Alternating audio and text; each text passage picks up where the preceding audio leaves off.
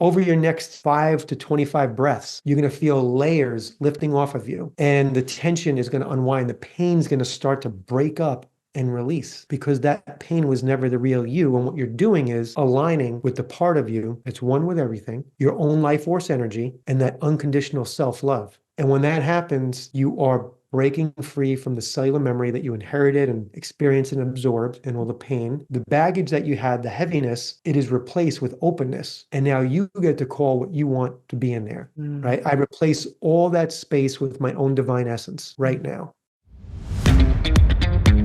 Hey, guys, it is Allison. I am the host of your show, Allison Answers Mission Awake. I cannot wait to sit down with you today and go over how we are going to crush the mediocrity in your life that has been plaguing our society since the beginning of time. I cannot wait to have a real deal conversation that includes intelligence, fun, excitement, and real actionable steps to make a real difference in the life that you're living now and making it into something you can be damn proud of and excited to live. Sit down, put on your damn seatbelt, and get ready for the ride of your life.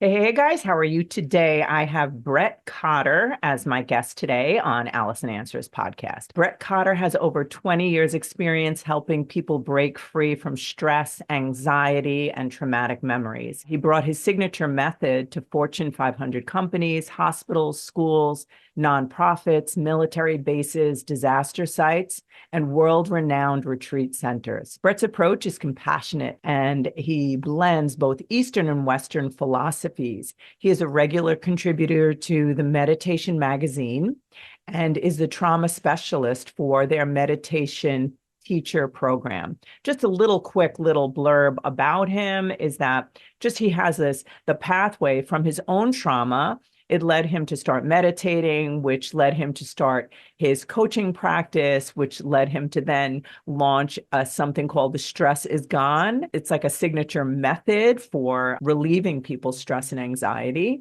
The Stress and Gone program was certified by the American Institute of Stress.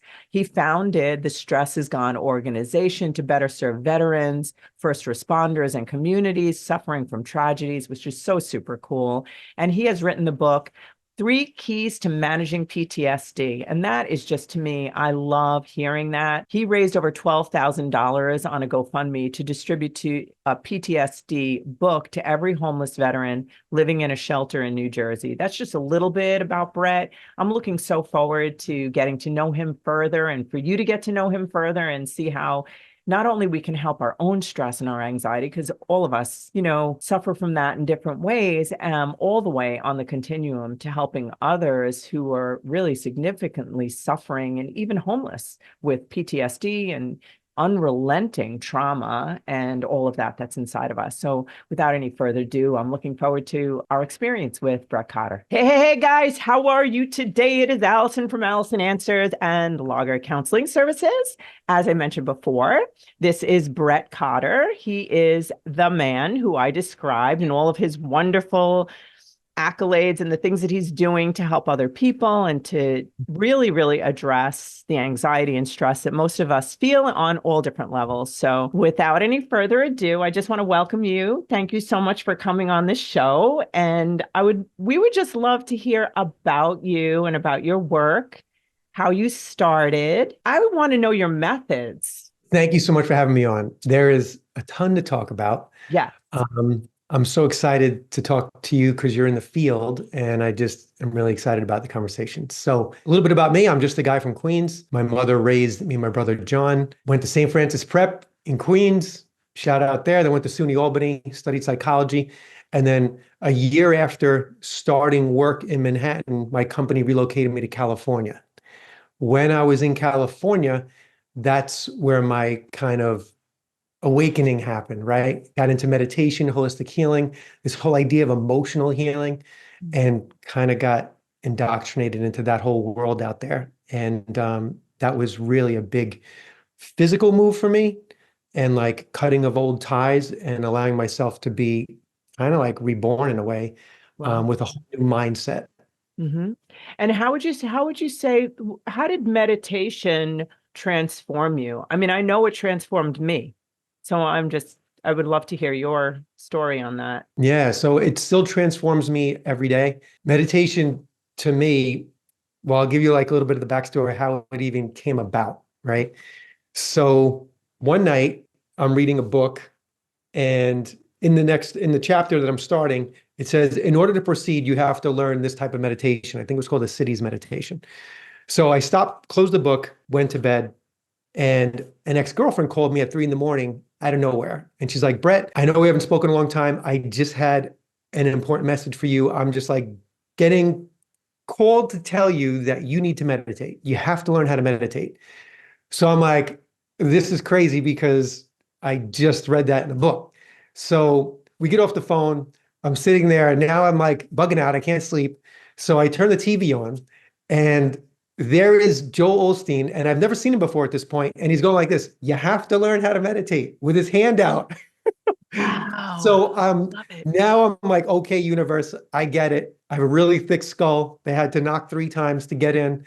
And that weekend, I signed up for a transcendental meditation introduction class. It was 3 days. And on that Sunday, that was the first solo meditation that they wanted us to do in our own space before we showed up to the last day of the retreat. So I sit down, I start doing my mantra, and then all of a sudden I pop up about 10 feet over me and I'm looking down at myself in the chair I was sitting in.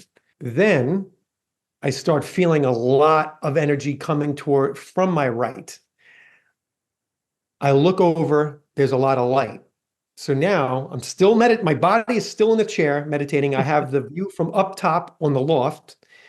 And now I'm walking into the living room, not walking, but like with my consciousness. And there is my physical body, but in the form of a light body with multicolor rings vibrating and spinning around my body. And I just stood there looking at myself in the form of a light beam, right? This was my like kind of that was my introduction to meditation. And I felt like it was like a soul opening for Yes. me. Meditation, it was like an experience that I could never deny happened. And I was like a moth to a flame. I couldn't stop from going back to it. So meditation has been something that's been a part of my daily life since June 1999 when that experience happened. And today I certify meditation teachers and through Stress is Gone.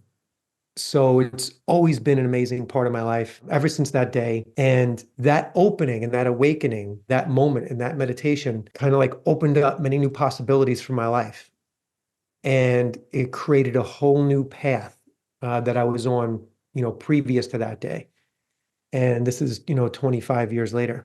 What you just said, the experience itself is the thing that draws you, the connection, the awakening, that like, wow. Like, and I've had so many of those types of, your body's there, but you're not, you're it's like your body doesn't even exist. Like it's there, but you don't even feel your body. So it's just, and coming out of your body, all of that. But one thing that happened that convinced me about meditating, it was such a little thing, but like a client was late and I started to follow a guided meditation. I was like, oh, I'll just do this, it's guided meditation. And I went into, the whole just nothingness, the blackness. I just was gone. And I never was really like a big meditator or anything. And then I was so in it, that first time, which wasn't like these other supernatural times. But that time, I was there was no time or space. Like the client was late. I wasn't even thinking of obviously about them being late. But then when the client ended up coming, and I was back into reality or this 3D reality, I was never the same again, ever. Wow. Like that changed me from that moment, my whole sense of like everything. And I was like, oh, I'm hooked. And that's a very subtle thing. Like later I had other experiences. That was like that. What was that? I felt just my whole life felt better. Everything. It, Right. you went into the void. Yes. You went into the void, and when we get a taste of the void, it's pure peace, pure expansiveness. There's no such thing as tension. And when we live our lives, trapped in the temporary, here on Earth, it's like moment by moment, we're trapped in time and space.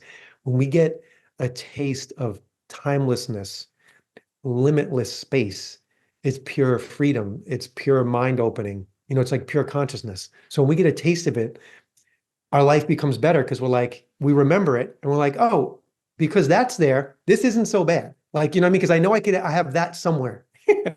That's the way it is for me. Yes, I love the way you described that. Yes, I would love to hear you describe the void more because, like, when we sit with Dr. Joe, like, we go into the nothingness and like the whole idea of the atom that it's 99.999% nothing, and like it's hard for people if you haven't like gone there. It's very hard to explain it because people are thinking like that we're emptying our mind, like it, and that it's like a lot of times people who even like really believe in God, because I have a whole Christian background, will feel like offended by that. Like you shouldn't empty your mind because then it could fill into something else, which I get all that, but it's not empty. It's the void is not empty. And I would love to hear how you would explain it to someone who's like skeptical, you know? Yeah, yeah. So the first thing that pops into mind with the void for me, it's like a chalkboard. When we were in class, as kids, it's like that blank slate, nothing's on it. And then you have a bunch of different colored chalk to create whatever the heck you want to create, right? So when I am at a fork in the road in my life, right? When I'm at a very important decision point where I know if I make a left, my life is going to be like this. When I make a right, my life is going to be like this. I usually go into the void. I'll go into the void and then I'll open up both paths and I'll go down 5 years and I'll see where I'm at. And then I'll take note of how much tension I feel. Then I'll come back to the void, wide open space, and I'll go down the other path 5 years and see where there's more expansion and where there's more tension. And I go with the more expansion. So that's one of the ways I use the void because when you're in the void, it's kind of like you broken free from your subconscious, all the programming that we have absorbed from being in these bodies and stuff. And it's almost like we've actually broken out of the soul programming as well, and the soul experience, and we're in pure consciousness. You can go into the void, and I do this as well with a question, with a honed down question, like 3 words. And if you say the question when you're in the void, you'll get an answer. You'll get a flash, you'll get an image, you'll get a feeling, you might hear it, you'll get some guidance. I feel like for me, the void is the easiest place to get guidance from when you go in with a clearly honed question. But as far as getting into the void, there's many different ways to do it. There was an article I wrote in Meditation Magazine a few issues back on getting into the void. Me and the owner, Kevin Ellerton, he also has a cool technique for doing it. But in the magazine, we talked about a way of, as you're breathing deep and slow, you have, one hand on your chest, one hand on your belly button, closing your eyes. Once per breath, silently saying, I'm okay. After about 5 or 10 minutes, that totally disengages your body's fight or flight reaction. So now your body's at peace, your emotions are at peace. And when that happens, your mind clears. Once all the reactions stop in the body, the mind clears and the emotions kind of like plane out, come to like a very peaceful place. So now you're in meditation, your body's really calm. And instead of saying, I'm okay, you're saying deeper and darker. And the imagery is like if you're looking at a city skyline at night with all the lights, you start to imagine sections going off like in a blackout. And the lights are just starting to just go out. And then you're left in total blackness. And then you just align your center with the center. And then you're in it. So there's nothing below you, nothing in front of you, nothing above you, nothing behind you. And you're just one with the space. You can't fall. It's like being in outer space, there's no gravity there, right? So there's no falling. You're just centered in space. And that for me is when I'm aligning with my breath, you kind of get into like, it's even beyond the breath because there's a way to like tie into the eternal breath when you're breathing and receiving. But when you're really in the void, there's no sensation of breathing. It's just pure emptiness. Yes. There's no Yeah. breath, it feels like, Yeah. right? Yeah. Yeah. It's amazing. It is. And I feel like it's a moment where it's almost like a mind swipe, like you're clearing the slate and you get to taste it and experience it. And for me, you can get back to it. I feel like anything that we experience, if you anchor it with like a name, a letter, something, like I call it the void. A lot of people call it the void. Ancient traditions, some they call like the big empty space. The more you look at like native traditions, they all have words for the void. It is a real thing Yeah. in the human psyche, right? So it's a beautiful place to access, and I feel it's like an ultimate retreat for all of the chaos of this world. I can't even say enough. Like what you're describing, like I feel like when I go in, and I didn't call it the void, maybe, but just like it is literally like I'm in out of outer space. Yeah, And there is no better place to be ever. it's And amazing. it is like, and afterwards, like I had an experience after being there for days, not ongoing, but stopping and Mhm. going back, just on Yeah. like the whole time. And then being in like this wildly crazy airport that was just anybody would be stressed out in. Mhm. And all I felt was bliss and love. Nothing Amazing. mattered. And nothing. Like, It's amazing. right? I'm thinking for people who are like what they say to me, oh my gosh, I could never meditate. Like people Mhm. think that, and they think it's like that they have to work at it.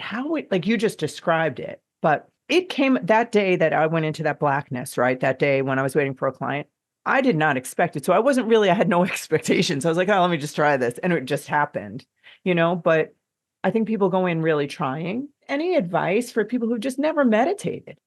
You said so many things just now. I want to try and unpack it. Yeah. The airport thing, our focus is so important.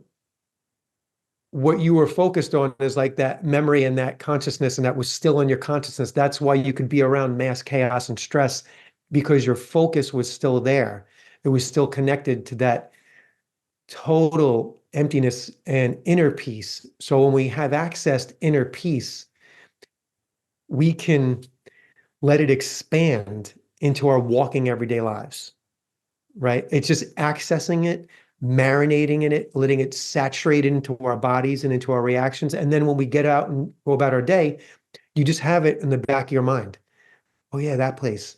Oh, my God, that place. When you're seeing all the craziness, right? So we are creators by nature, human beings, right? Think about your dog. Your dog doesn't go out there and make its own doghouse. But we have ideas and we create our ideas. We are constantly creating. Every emotion we feel in the moment and every thought we have in the moment is throwing paint on the canvas of the next moment. So it's very important to understand and take the wheel of this creator car that we're driving, these bodies and this human experience, and say, okay, if that's the way I want my life to be, that's what I'm going to focus on. And the fact that you could take the void into an airport with you is beautiful. And it shows you that it is kind of limitless. And this thing, with the gray matter in our brain, we can play with this. Let's take the wheel, right? And drive the car with purpose. So meditation, the easiest, way that I like to teach it is just laying down on your back, closing your eyes, placing one hand on your heart, the other hand on your belly button, once per breath, silently saying, I'm okay. That to me is the mantra to start out with, because it's the opposite logic of our body's fight or flight reaction, Yeah. which is I must run or fight to stay alive. Wow. Yeah. That's that's the programming of all of our problems. Okay. And it's not your problem or my problem or our parents' problems. Unfortunately, we can't blame our parents, even though we would love to. That's right. We Part of us try. probably should. No, I'm just kidding. Yeah. But like, I don't blame them anymore. yeah, but I did like most of my we, life. I don't anymore. yeah, Yeah. that's natural. And we inherit, when we get born into these bodies, we inherit a carpet of karma that is absorbed and interwoven into these bodies from hundreds, if not thousands of years ago. That's why it's not your fault and that's not your parents' fault. It's just overreactions that are pre-programmed, and we're an overpopulated planet. So we're pissing each other off like crazy and stressing each other Yeah. out, and we're overreacting. So meditation is a way for me to give myself an experience where we're throwing like a monkey wrench into that whole stress cycle. What message are you telling your body? If you can afford to lay down and be still, Mm. and comfort yourself and breathe deep and slow. And then say once per breath, nice and slowly and softly, like a soft whisper of the universe that you hear in the back of your mind, I'm okay. I'm okay. And it's a slow cadence. It goes from like 6 seconds to 10 seconds, sometimes it's a little bit longer. And it opens up this wide open space. And at times that can even bring you into the void. And it's really important to get there because without it, we see what happens without it. Just turn the news on, right? So we get stuck in this guy put it perfect. I was talking to yesterday. He said, it's almost like life is an escalator and you're trying to get up, but the escalator's coming down. So you have to work just to stay where you are, and you have to work extra hard to get up to the next level. Does feel like that. And the life, if you don't work and you don't try and you don't do these things, life brings you down because we have all the folks around us and all the things around us that kind of drain our energy. So meditation is a pure way to kind of cut the cords to all those things and just give yourself that amazing feeling of I'm incredible, I'm amazing, I'm delicious, I'm the sweetest thing ever, right? You just kind of like baking that all in a nice slow bake, and you start to realize and feel your own sweetness again. And when that happens, everything changes. It's like turning the stress inside out. Yeah. When you touch base and you reintegrate with your own essence and your own sweetness. That to me is, I feel, the greatest gift of meditation, aside from all the clearing of the mental chatter, that we absorb from this big antenna that's picking up, Yes. waves of information from all over the place, you know? Yes. What I find, and it's so interesting that we're having this conversation because I'm all about like breaking this we're all automated, and we don't even Yeah. know it. Like living, there's like passive recipients of whatever lands in our lap. And I Mhm. just when I so much it's kind of turned into a mission of mine. Like happiness is not a sin. Like we have been programmed to believe that if I say I am sweet, I am delicious, like the things you were saying about yourself, right? To me, the first, thing that comes to people is like selfishness or whatever, conceited or whatever Mhm. to me. But when we reach that place, we are the most generous. Like when we're in the place of just loving who we are, we can't help but just love others. It's the way it's supposed to be. But we've got Right. it all backwards here. What we've learned, I should say, right? It's the programming. When Yes. we're born, we come from a place of abundance, of pure love. I feel like all of us are created of, our own divine essence and this unconditional love, right? And it's limitless and endless. So we come here, and all of that slowly over time throughout our childhood and through traumatic experiences and through not being loved the way we want to be loved, not being cherished and protected, and having all those trauma after trauma. And we're never taught how to process all these old emotions and feelings and events. And we were never told, or most of us weren't told, like as young children, like with our parents' hand on our chest, you have all the love here. I love you and you love me, but all of it's coming from you right here. You have everything you need right here, like right here in your chest. You were born with everything you'll ever want or ever need. God made you that way. Always remember that, Yeah. like having that specialness baked in. So we weren't, every person deserves that, like we all Yes. deserve that. The one thing that I feel like impacted me in a really special way were, number one, my traumas that I went through, because they were great. And but really when I was young, up until like when I was 12, I would rest my head on my mother's lap and she would run her fingers through my hair and just tell me, you're so special. And after maybe the thousandth time, it sunk in. Yes. And no one can tell me that I'm not, because I know that I am. And Love that. she, gave that to me. And now what I teach people to do is to be their own wise mother or their own wise grandmother. Because now that we're adults, no one's showing up for us. It's you. You're the answer. You're your savior. You're the one in shining armor. It's going to come and break you free, right? It's just having a little bit of the technique, a little bit of the understanding, and then it's all about your decision to move forward with it. Like what decision would you say? Like when I picture that, like just say what it's like what you're saying about you are special. It's kind of like your mom doing that. Mhm. Like, how would you tell people to show up for themselves? So I put myself first. Yeah. That's number one, because if you put your kids on the top of the totem pole, your spouse, your, aging parents that you're caring for, Yeah. siblings, if you put your job above you, everyone is getting a second-rate knockoff version of you, Yes. period. Yes. Can we You know, like we're gonna scream this because people think it's selfish right. because It's not we've selfish. canned that word. We've made that sentence a sin.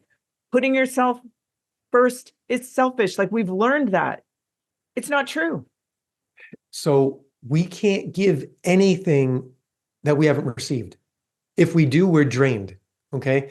So once we start to uncover and expand the self-love, we realize that it's limitless and that's all we're made of. And that we could just dish it out and share it so that you don't have to protect it and like have defenses around it because it keeps on coming.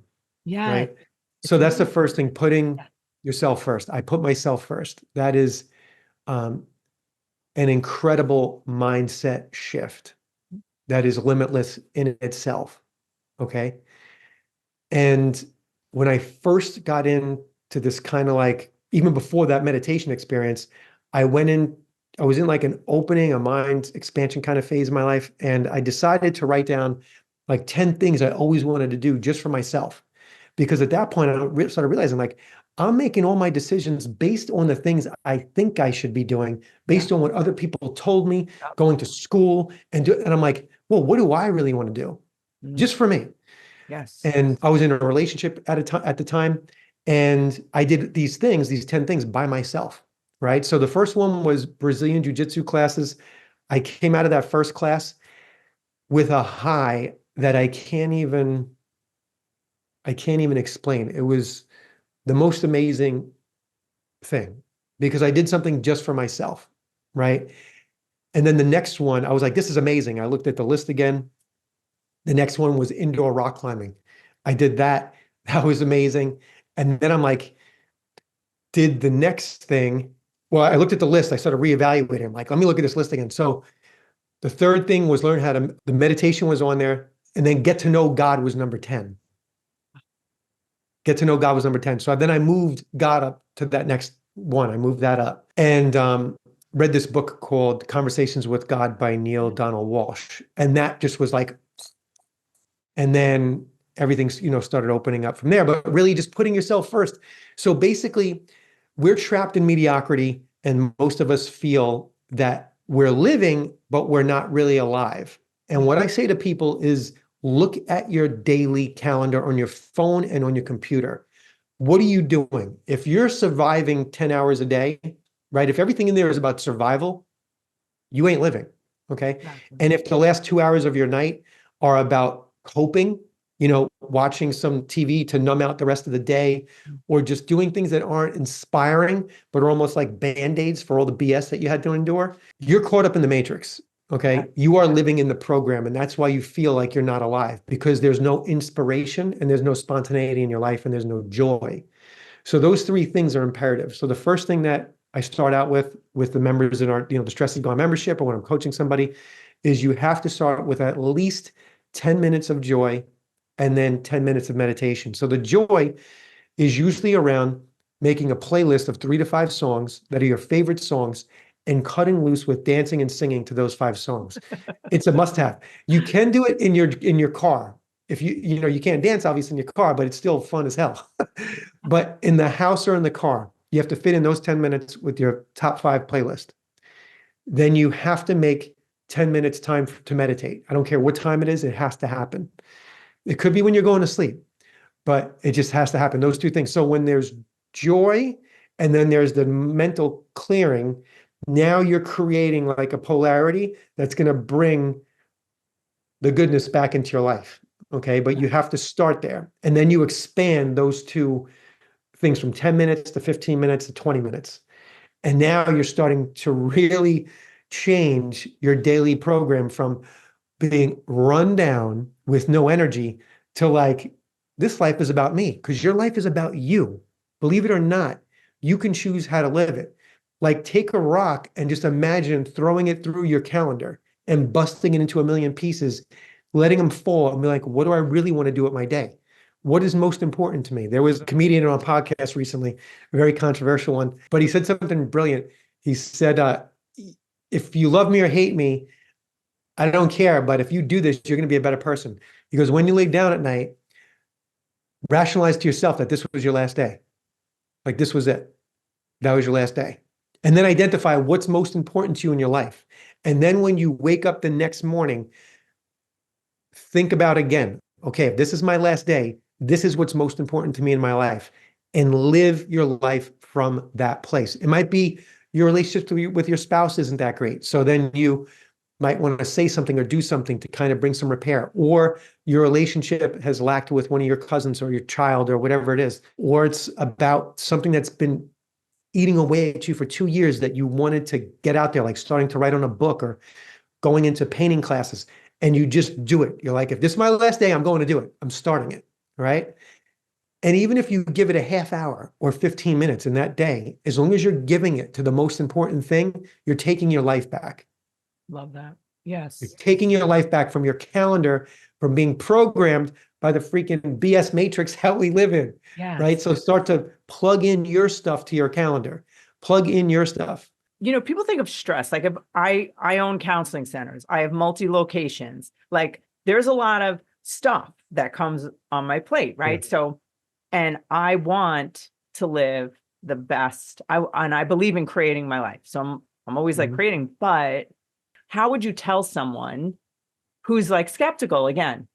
I'm not Mhm. skeptical, but I can hear people be like, well, in practical life, you have to you have to do whatever. But I know we can create our lives. Mhm. That's a fact. Like you can change your whole entire life. Like Mhm. it's incredible. Yeah, the mindset. Yeah. So a buddy of mine, he's Muslim, and there's like an old saying that he told me once. He said, praise Allah, but tie up your camel. Okay, got it. So what that means is bring God into focus, but take care of your daily responsibilities, meaning tie up your camel. Like don't go into your house and just leave your car running so someone else can take it. So be responsible. So how this ropes into that. The one most important thing, not the 10 things. That's overwhelming. So if you're going to make the list of 10 things, just circle the one thing that's most important to you and you focus on that next day. Like when you go to sleep, you think about it. You know, this is what's most important to me in my life. You step back from your life. What is the most important thing? It could be my relationship with my spouse. It could be, the health of my children. It could be my own personal health right now, right? Could be my own evolution. Okay, what am I doing for that tomorrow? Is my day completely filled up with busyness Right. just to do it again the next day? Yeah. So you look at when you could give that one thing a half hour, because that will be the most fulfilling half hour of your friggin' day. And we all need it. We need the juice in the fruit, right? If Yes. there's no juice in there, it's dried fruit. I know some Yeah. people like dried fruit, but I don't. So like, Yeah. we're here for the freaking juice of life. And here's the deal. Our soul came here with a gift in it, a miraculous, beautifully crafted, amazing gift that your soul is in love with and the world needs and the universe blessed you with. So when we get here, all the trauma and drama cakes over that wrapping of that gift. And when we ask ourselves, what's most important to me? Now we're starting to say, we're raising up the gift. Okay, it's still wrapped, right? You identify the one thing that's most important to you, right? It might make your heart open up just thinking about it. And then you're like, yeah, why do I want that? The why is more important than the actual thing. Mm. Because now you're starting to introspect and you're starting to understand yourself. Why do I want that? Well, I want to be happy. Okay, well, what would make you the happiest? What makes you the most happy? So now you're starting to go down the rabbit hole of you a little bit. And Mm. when you could spend, you know, 10, 15 minutes, 20 minutes doing what makes you the most happy or the most fulfilled. If you always had a business idea that you wanted to bring out to the world, that might be your gift. Investigate it. Why do I want to do that? What do I think it'll bring me? Does the world need it? Would I feel fulfilled? Would it make me happy? Mm. Right? And you start kind of like asking yourself these questions, which start to unpack it.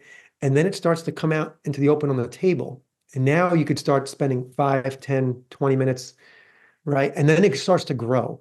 The more time you put your attention on it, it starts to grow. Yeah. Anything that we put our attention on grows. The problem is we are these manifestation machines. Yeah. This body and our minds are manifestation machines. We're always creating. 95% of what we're creating is subconscious creations. Our subconscious is filled up with a lot of our BS, our fearful core beliefs, Yeah. our pain, and that's why we recreate pain, Mhm. right? So the world needs us to turn that inside out, to go in and say, what makes me the most happy? Why? What did I always want to do when I was a kid? Why? And what do I feel my gift to this world would be in humanity? Why? And then you start focusing there. Now, all of a sudden, you've turned yourself inside out. You're giving yourself 20 minutes a day to write about it, draw about it, paint about it, express it, bring it into existence. And you just keep on, it snowballs. Yes. And then you start meeting people that are into what you're doing. And once you get it to a certain point, people show up for it. What you're describing, so many thoughts come to my mind. It's real. I love the way you're describing it. I really haven't heard it described in just this particular way, which it's really great. And I'm so glad you're here. Now, I don't want to water this down at all by saying what I'm about to say. So I'm just giving a disclaimer first, because it's one of the things that came to my mind is that, when you're like running a business, like business minded stuff, that the concept of you have to do the thing that's going to move the needle ahead. So you have all this other stuff. You know the story of the rocks, the gravel, the sand, and the water in the tube? Do you know that thing? And you pour the water in it? Or Yeah, and what? like what do you put in first? Did you ever hear that thing? Yes, It's yes. like to remember it, but it's like you have to put the rocks, so the most important. You're describing this, what you want to create or have in your life as the most Mhm. important. So we think of it in terms of business too, like what will advance this? So that has to be always there first. So it's like putting that first. And then there's the daily distractions and all the other stuff, the gravel that goes in that just, no, I Mhm. shouldn't say daily distractions, the maintenance of life, because that's what you were describing. So that's what was coming to Yeah. my mind as you're saying it.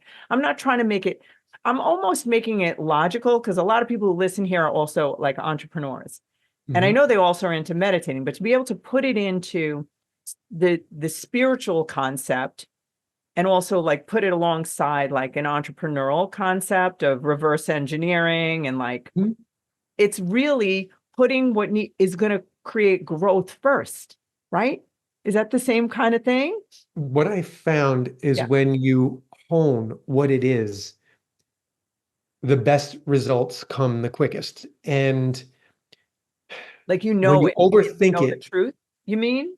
Like, is that it? Like, truth of what you want to offer, the end result of what you want to offer. Yeah. What is the gift that you want to share with your clients, your customers? What do you want to share with the world? When you could hone that, and then you know your why you're doing it, Yeah. and you can hone the message and what it is, and then everything I would work backwards from there. Yes. Because before it's crystallized, you're kind of like Mm-hmm. going around it. You know what I mean? You're going around it and you're getting, sometimes you get close to it. Sometimes in a speech, you might be on it for like a minute and then you lose it. But the main thing is you want to build your day around it if you're really serious about it, if you're really going after it. And now we're talking about entrepreneurs that are bringing something out, making something, Yeah. bringing a product or writing a book or whatever that they want to do. Get to the end in your mind, get to the thing that you want to offer. And then this is what I've done, and then come back to where I am.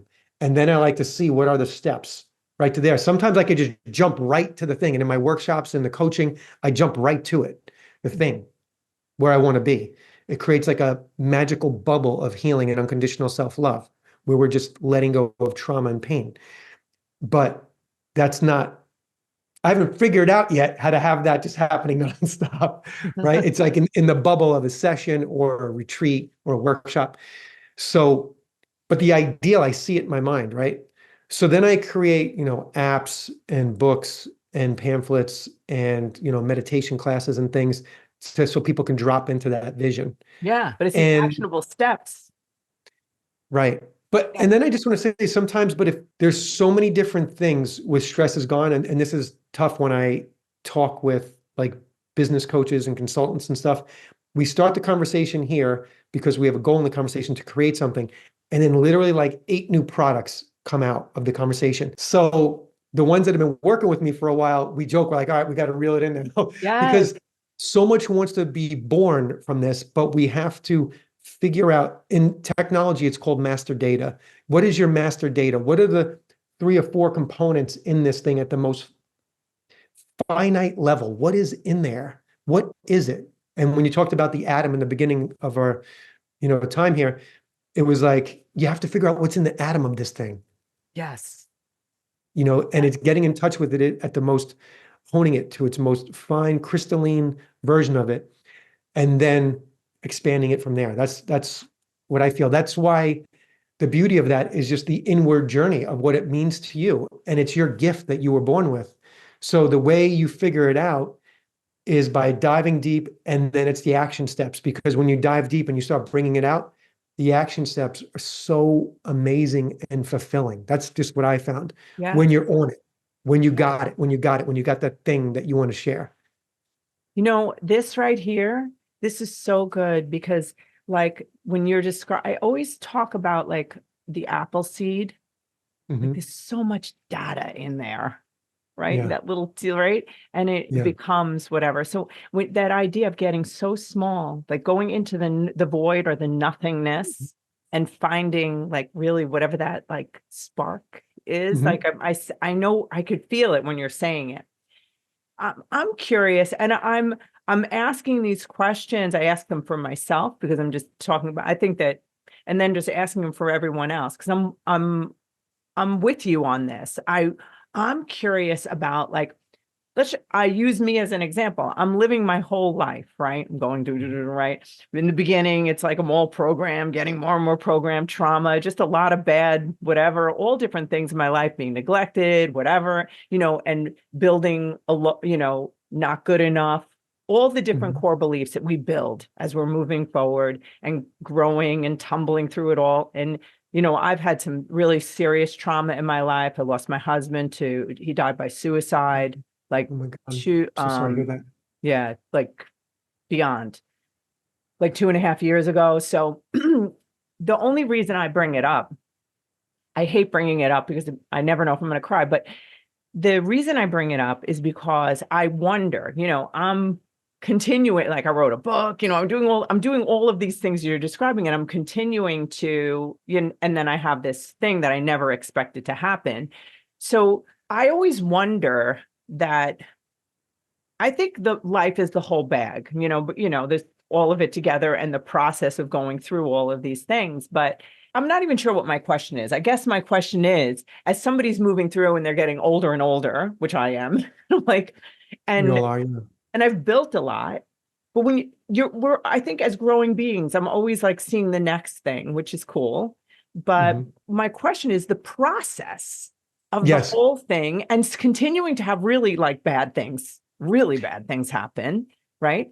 Yes. Can I jump in here? Because Yes, do it. this things hit me in the shower, right? So this morning, this hit me that a lot of the things that I created were from pain.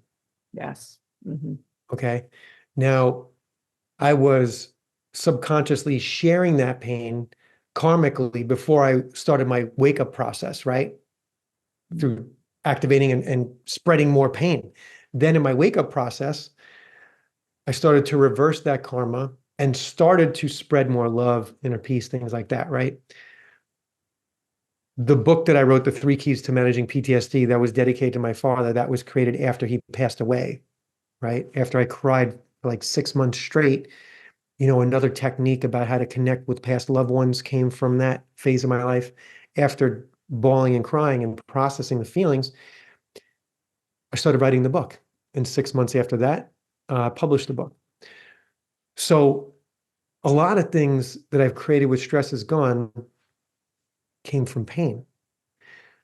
But now, since me and my wife created this technique called the belief embodiment technique, I'm starting to create from a place of more pure love, right? And pure joy. There's so much pain ingrained in the human experience.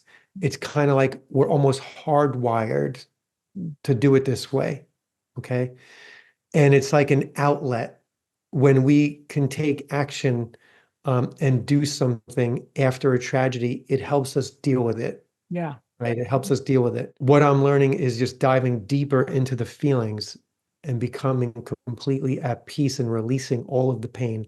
Mm, And it kind of like opens up that creative funnel even wider so that we're not creating from pain, we're creating through the rhythms of the universe just coming through us, mm. and like kind of unpacking those gifts that we were born with. I have a question about that. That's cool. I'm so glad you said this because now this is something that I always wonder because I know, I mean, we talk about thoughts being things and that we're manifestors, we're creating all the time. So my question has always been that when, so let's say you go into the trauma of losing someone or you feel that Mhm. pain, right? Because whenever you think about it, you'll feel it. So I believe in the process of like moving through pain, but then I always now I have like this little fear of like feeling the pain. Will I create more? But I love the way you put that because I do. So I would love to hear your thoughts on feeling through trauma, right? Mhm. And I mean, I'm not talking about staying there, one long emotional response forever being a victim, but I mean just like feeling through it. And I guess my own concern of creating more out of it. You know what I mean? Like that thought. So Does that make sense? awesome question and topic here. So when we push things to the side that are bothering us, it automatically recreates again in a new way. Okay. It's almost like the creative funnel of the human experience of like energetically, I feel coming into this reality. It's almost like a kaleidoscope. When you were a kid, it has like all those sections. When you do a kaleidoscope, when you turn Yeah. it, it's all different colors. Our subconscious has like different layers and different core beliefs and things. And when we want to create something, we have a lot of things in that creative funnel that we have to go through to bring it out into existence. That's why writers and stuff, we go through writer's block and, we have those inner blocks. It's like the birthing pains of actually bringing something into existence. So feelings and the things that happen to us when they come to mind that activate an emotional response, right? We feel the pain in our stomach, our heart, our solar plexus, our throat. That's unresolved trauma. Okay. And there's a few techniques that I developed to handle trauma. One is the traumatic memory release technique. And the newer one that came out of my last retreat is called the 4 Steps to Freedom. And it is about embracing the feelings Mhm. with your hands, touching the tension, because the tension is where the cellular memories are stored in your body, Mhm. touching the areas that are feeling the emotional pain, because that is where it's not just what's happened to us in the last couple of years. It's the loss we felt as kids. It's the loss we went through as teenagers, but really it's really during our formative years. We had some losses, some neglect, whatever it is, it's the source of where that feeling came into this sponge as a body. So we go there, we sit with it and we embrace it. We sit with it and embrace it just like we would embrace a hurt little girl or boy, right? Because that's what's inside of us hurting. We are trapped in the temporary in that emotional place. It's unresolved trauma. So we touch it. So now we're embracing the part of our body that's storing the old memories of pain. They feel connected. When our calm cells connect with the tense cells, there's an equilibrium that happens because every cell on the planet is pre-programmed to get back to homeostasis. Our cells want this, but our minds keep it from happening. So the touch is huge. Then we start breathing deeply and slowly, and you use your mind to imagine the airflow moving through the most tense part of the tightness in the middle of it. So you start to create this kind of airflow tube going through that. And what happens is through the touch and the airflow moving through the tension, the cells start to breathe again. And the tension unwinds and gets bigger. I call this letting the cake bake, right? You're letting the cake bake, you're letting the emotions rise. It's not so tight in your chest or in your stomach. It's starting to get bigger. You actually feel the edges of it getting larger. It's kind of like expanding into your auric field. Now, what you do is you express everything that you're feeling. And for many of us, expressing our feelings is awkward, not sure how to do it. simplest way to start is just to say, right now, I feel all this tension in my heart or my stomach, wherever it is. You express where it is. The second sentence is expressing what the emotion is. I feel so much anger. I feel so much pain. I just feel so much loss. And you're just embracing that emotion with your breath and your touch. And now you're talking about it. You're expressing it. And then you just say, you know what? This might be related to, and then you just go in a stream of consciousness. The first thing that, comes to mind. And it might be stemming from, and then you just see what comes without judgment or censor. And you just let it all flow and you say it out loud. Because when we say it in our mind, it's like on a treadmill, a little cycle. But when we say it out loud, we're actually breaking that cycle and we're setting these feelings free. We're unlocking them from the body. So you have touch, breathe, express, and receive. Receive to me is like the icing on the cake, but only it gets into the center of the cake. So receive, we call upon our higher power. Whatever you refer to as your higher power, could be God, Christ, Holy Spirit, Great Spirit, Buddha, Krishna, Yahweh, Allah, head of lettuce, it doesn't matter. Whatever it is to you, higher self, universe.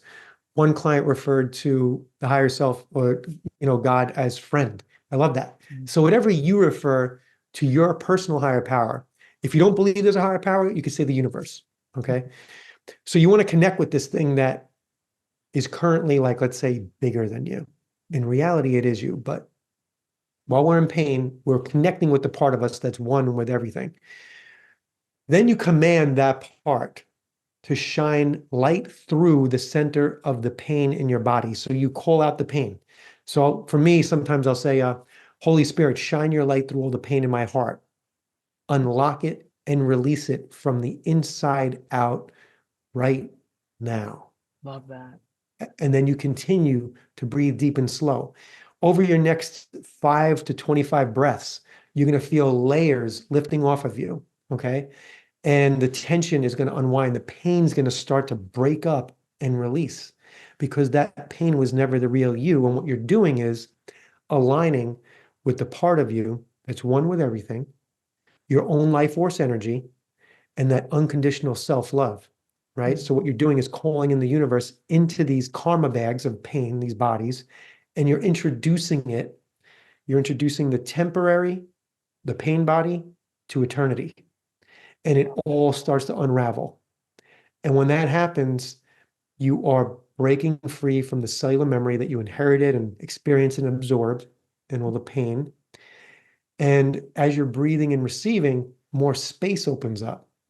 So the baggage that you had, the heaviness, it is replaced with openness. And now you get to call what you want to be in there, right? I replace all that space with my own divine essence right now. So all these words are very important. What I found is when you express your core pain and the core issues on the table, and then you call in your higher power, it kind of embraces it like it's in a chalice and it holds it there until all the pain just fizzles off and disappears, right? And the reason why I feel this works so well is because I feel there's two forces in the universe. You have expansion and contraction. Pain is contraction. Fear is contraction. Unconditional love is expansion. 99.9999% of the universe is expanding.